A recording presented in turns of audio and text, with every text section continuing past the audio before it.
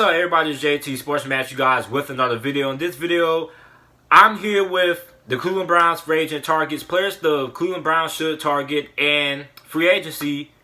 And before I begin, make sure you like the video, subscribe to the channel, because I upload NFL videos, XFL videos, and college football videos daily. So, players the Cleveland Browns should target and free agency. So, the Cleveland Browns, believe it or not, don't really have a lot of holes on their roster. I mean, this is nearly one of the most complete rosters in all of football. The only holes they do have, they need a safety. They haven't had a really good starting safety since they traded away Jabril Peppers to the Giants. On the offensive side of the ball, need a couple of offensive linemen, specifically the offensive tackle positions. But sadly, for the Cleveland Browns, there's not really a lot of top-level offensive tackles and free agency. I mean, there's some of the best ones like Anthony Costanzo, like, they're really up there in age, and they're near close to retirement. So if you're the Cleveland Browns, you're not going to find any young, good, up-and-coming offensive tackle. So you're probably going to have to draft one in the upcoming draft class, in the upcoming draft. And there's a lot of good offensive tackles that the Cleveland Browns can select when the NFL draft comes around. And they also could use another offensive guard as well. It's not really a lot of good offensive guards in this class as well. But for the Cleveland Browns, I think they do have like $50 million in cap space or something around that number the last time I checked. So, I mean, the Cleveland Browns are in pretty good shape. So, all the players that I have listed in this video, as a quick disclaimer, are not all the guys the Cleveland Browns should target. I don't think the Cleveland Browns should sign every single one of these guys. I just think the Cleveland Browns should look at getting some of these guys that I have on this list. And some of these guys I think could be pretty reasonable for the Cleveland Browns. First guy that I have on this list, I have safety Eric Berry. Now, the last time we saw Eric Berry, he played for the Kansas City Chiefs, and he had a pretty solid season last time we saw him suit up in the NFL uniform, and it was a really surprise to see Kansas City not bring him back. And he decided to take a year off, not because nobody wanted to sign him or anything like that, but he wanted to take a year off to get healthy. I know Cleveland Browns fans are going to be like, well, he's 31, he's a little bit up there in age. Yeah, but I think Eric Berry still has a couple of good seasons left in the tank. I think if you're the Cleveland Browns, you can sign Eric Berry to a 3-year deal, and he can give you a pretty good amount of production. I think Eric Berry is still good enough to give you Pro Bowl caliber production in that secondary if you are the Cleveland Browns. I mean, he's very solid in coverage. He's also a very good tackler as well. He's one of the best all-around safeties that we have in the game right now when he's able to stay on the field and he's able to stay fully healthy. So I think the Cleveland Browns should be able to get Eric Berry for a pretty reasonable price. I don't think he's going to have a huge market simply for the fact that a lot of teams are going to want to see what he's going to be able to do coming back fully healthy and things like that. So I think the Cleveland Browns most definitely should be able to hop on Eric Berry. Now, to all the players on this list, I think Eric Berry would probably be a more reasonable target.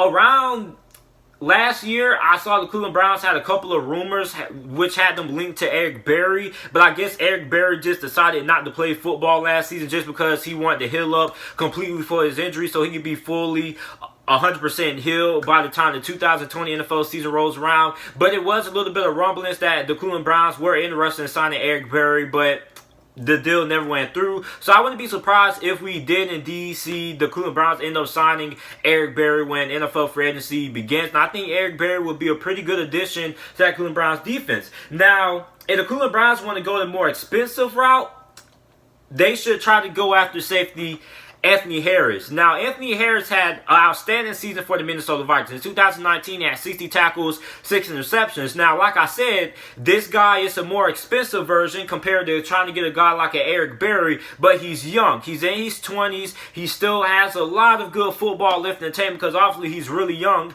but the downside of trying to go after a safety like Anthony Harris is that he's going to demand a big, huge salary, unlike a guy like an Eric Berry who pretty much won't really demand that huge of a salary, but a guy like Anthony Harris probably will. So if you're the Cleveland Browns, you're going to have to empty out that pocketbook if you want to try to get a guy like Anthony Harris. But what Anthony Harris does give you, he's basically a ball hawk. Basically, in my opinion, I think he's like a great value brand of Harrison Smith. He's a good tackler, and he is a ball hawk at that safety position. That's what the Cleveland Browns need. They need an anchor in the back end of that secondary because that's pretty much the biggest Achilles heel in that Cleveland Browns secondary. I mean, they're pretty set at the cornerback position. You got Greedy Williams, you got Denzel Ward. I mean, their front seven is really, really good. You got Olivier Vernon, you got Myles Garrett, who just is coming back from his suspension. So, I mean, the Cleveland Browns are really good up front, but the problem is the back end of the secondary, and a guy like Anthony Harris could really cement that Cleveland Browns defense. I think if the Cleveland Browns were able to get their hands on a guy like Anthony Harris, they could potentially end up having a very good defense come next season.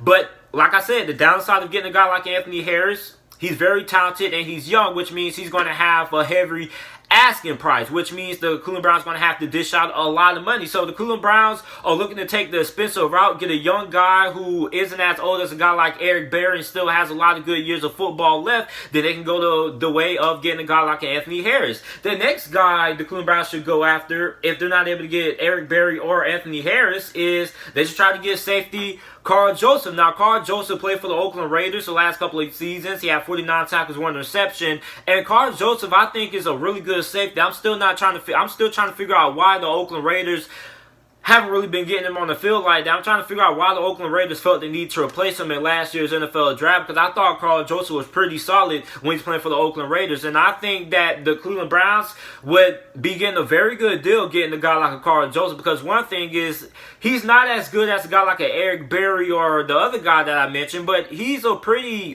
okay safety that he can give you a good amount of production. He gives you the production that you expect out of a starting safety in the NFL. And one thing about Karl Joseph is this guy is a very hard hitter across the middle. It's not a lot of wide receivers who are going to be catching a lot of balls on him across the middle with him running full speed, coming for their heads and things like that. So I think Karl Joseph will be a pretty reasonable option. He's not going to have a heavy asking price simply for the fact he's just an okay starting safety. And I think he will be a good fit for the Cleveland Browns because, like I said, they need another safety.